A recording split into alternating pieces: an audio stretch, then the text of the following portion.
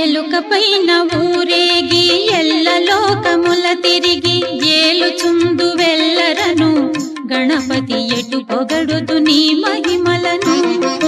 ఎలుక పైన ఊరేగి ఎల్ల లోకముల తిరిగి ఏలుచుందు వెల్లరను గణపతి ఎటు పొగడుదు నీ మహిమలను.